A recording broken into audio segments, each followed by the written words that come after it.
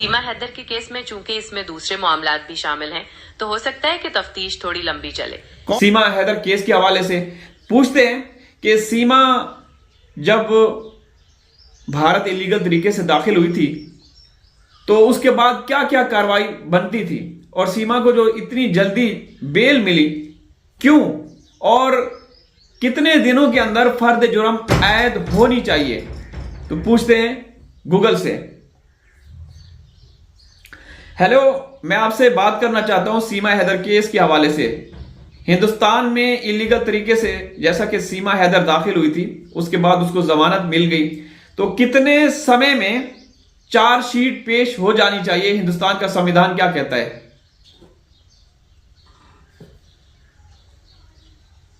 भारतीय कानून के मुताबिक चार्जशीट आमतौर पर पुलिस को 60 या 90 दिन में जमा करानी होती है, इस जुर्म की सजा की संगीनी के हिसाब से। लेकिन ये वक्त कभी कभी बढ़ाया भी जा सकता है अगर मामला पेचीदा हो या मजीद तफ्तीश दरकार हो। सीमा हैदर के केस में चूंकि इसमें दूसरे मामलात भी शामिल हैं, तो हो सकता है कि तफ्तीश थोड़ी लंबी चले। कौन से मामलात, दीगर मामलात, दूसरे मामलात कौन से हैं सीमा हैदर केस में? दीगर मामलात में जैसे इनका गैर कानूनी तौर पर सरहद पार करना, बच्चों का मजहब तब्दील कराना, और ये शकूक के कहीं वो जासूस तो नहीं, ये सब शामिल हैं। इन सब की वजह से तफ्तीश में वक्त लग सकता है। अच्छा, किसी खास मुझे ये बताएं, आपने जासूस का वर्ड यूज किया, तो क्या एक जासूस जो कि अंडर इन्वेस्टिगेशन हो मामला, तो वो व्यक्ति खुलेआम शहरों में, चौक चौराहों में, बाजारों में, गलियों में, शॉपिंग मॉल में, होटल्स में जा सकता है या नहीं जा सकता?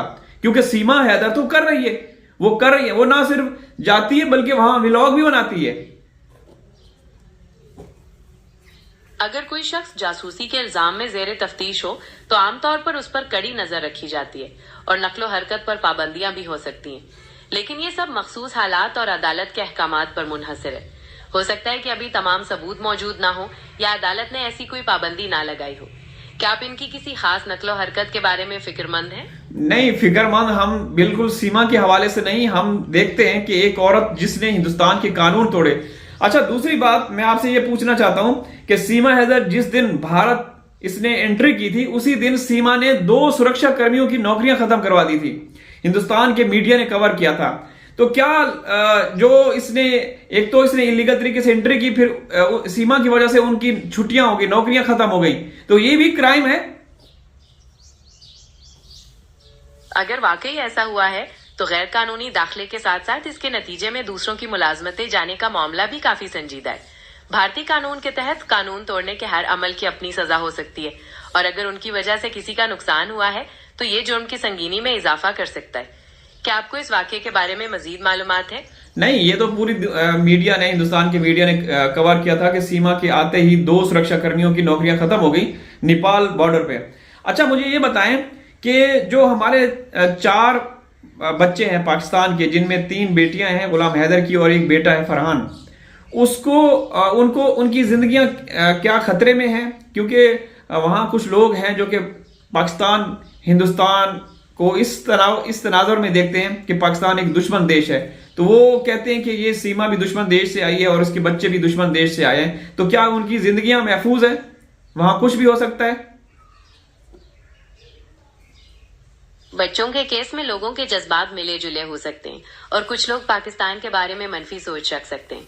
लेकिन भारत में कानून की हुक्मरानी है और हुक्काम की जिम्मेदारी है कि वो हर शहरी, चाहे वो मुल्की हो या गैर मुल्की, उसकी जान और माल का तहफ्फुज करे। बच्चों की हिफाजत के लिए इजाफी इकदामात भी किए जा सकते हैं अगर जरूरत महसूस हो।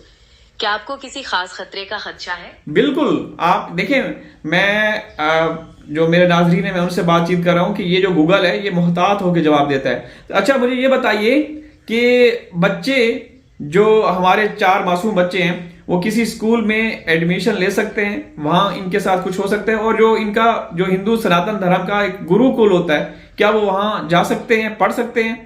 क्योंकि ज़ाहिर है वो मुस्लिम घराने में पैदा हुए थे, तो वहां सीमा के लिए, सीमा अपनी जगह बनाने के लिए ये सब कुछ कर रही है। बच्चों को हिंदू धर्म, जो हनुमान चालीसा है वो सिखाती है। तो थोड़ा सा बताइए। बच्चों का किसी स्कूल या गुरुकुल में दाखिला लेना भारतीय कानून की रूह से मुमकिन है, क्योंकि हर बच्चे को इल्म हासिल करने का हक है। जहां तक खतरे का ताल्लुक है, ये इंतजामिया पर मुनहसर है कि वो सिक्योरिटी के मुनासिब इंतजाम करे ताकि बच्चे महफूज रह सकें। बाज लोग मजहबी या समाजी बुनियादों पर इख्तिलाफ कर सकते हैं, लेकिन इसका मतलब ये नहीं कि बच्चों का हक मारा जाए। क्या आप इन्हें किसी खास किस्म के तालीमी इदारे में भेजना चाहते हैं? नहीं, हम कैसे भेज सकते हैं? हम तो पाकिस्तान में बैठ के डिबेट करते हैं। अच्छा, मैं आपसे ये जानना चाहता हूं कि सीमा हैदर केस को कितना अरसा हो चुका है? सीमा किस तारीख को भारत इलीगल तरीके से एंट्री हुई थी? और आज तारीख है 18 अप्रैल। सीमा हैदर गुज़िश्ता साल यानी 2023 में भारत दाखिल हुई थी।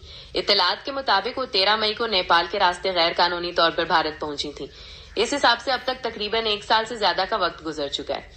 क्या आप इस केस के बारे में कुछ मजीद जानना चाहते हैं? भाई 3 साल, इस जुलाई में 3 साल हो जाएंगे ना, तो अभी तक मामलात वहीं के वहीं है। कोई जो मतलब जिम्मेदार रियासत होती है या जिम्मेदार रूलर्स होते हैं, हुक्मरान होते हैं, वो तो एक्शन लेते हैं कि कोई भी उनके देश में इलीगल तरीके से दाखिल होता है तो उनको मखसूस ऐसी जगह पे मुंतकिल कर देते हैं जिसका किसी को पता नहीं होता। ये औरत तो रबूपुरा में आजाद घूम रही है, नाचती है, ठुमके लगाती है, लोगों के जज्बात के साथ खेलती है और हिंदू समाज को बिगाड़ रही है।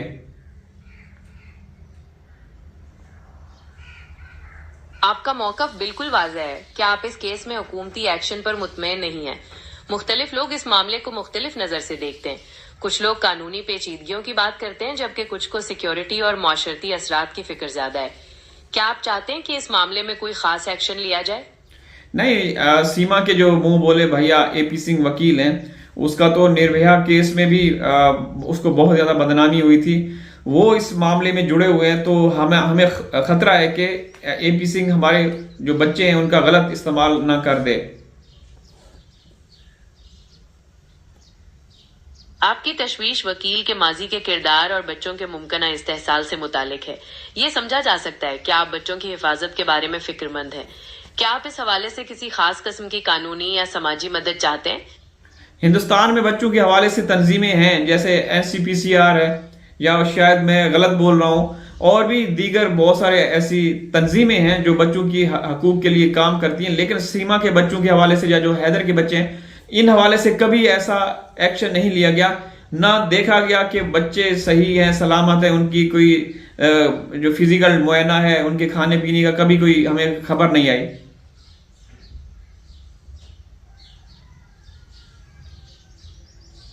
आपकी ये शिकायत है कि बच्चों की सलाह बहबूद के लिए काम करने वाली तंजीमों ने इस केस में मुतवक्का एक्शन नहीं लिया। ये हो सकता है कि ये तंजीमें अंदरूने खाना कुछ काम कर रही हूँ, लेकिन अवामी तौर पर इस बारे में ज्यादा मालूमात ना दी जा रही हूँ, और ये भी मुमकिन है कि कानूनी पेचीदगियों की वजह से वो कुछ करने से कासिर हो।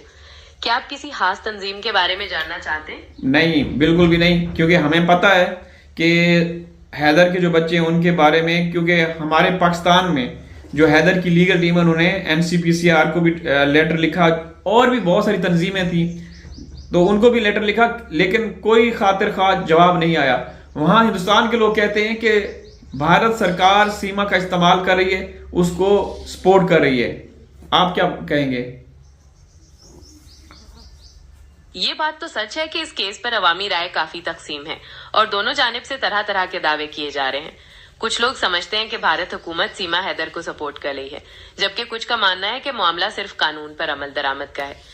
चूंकि ये मामला काफी हसास है और कौमी सलामती भी से भी जुड़ा हुआ है, इसलिए बहुत कुछ पसे पर्दा भी हो सकता है। कौमी सलामती से, जो नेशनल सिक्योरिटी से अगर ये मामला जुड़ा हुआ है तो उस व्यक्ति को तो खामोशी से रहना चाहिए था। वो तो ठुमके लगा रही है, वो तो हिंदुस्तान के लोगों को चैलेंज कर रही है, वो हिंदू मुस्लिम करके दंगे फसाद करवा रही है, तो फिर जो इदारे हैं या सरकारें हैं वो खामोशी से एंजॉय क्यों कर रही है? आपकी मायूसी काबिल फहम है कि अगर नेशनल सिक्योरिटी का मामला है तो खुलेआम ऐसी हरकतें क्यों हो रही हैं। हुक्काम की खामोशी शायद इसलिए हो कि वो पसे पर्दा कोई मंसूबा बना रहे हो, या ये भी हो सकता है कि तमाम सबूत मिलने तक इंतजार किया जा रहा हो। अरे कितना इंतजार, 3 साल। अब इस जुलाई यानी जुलाई के बाद 13 जुलाई के बाद ये केस चौथे साल में दाखिल हो जाएगा। दोस्तों, फैसला आपके ऊपर है, ठीक है ना। ये मैं फिर आप लोगों को वजाहत कर दूं कि ChatGPT, जेमिनी या AI जितनी भी टूल्स हैं, ये मोहतात तरीके से जवाब देते हैं, ठीक है ना। तो ये नहीं कि अगर मैं इनसे ये बुलवाऊं कि भाई आपने ऐसे ही बोलना है, ऐसा नहीं है, लेकिन हकैक का आप लोगों को भी पता है। अल्लाह हाफिज।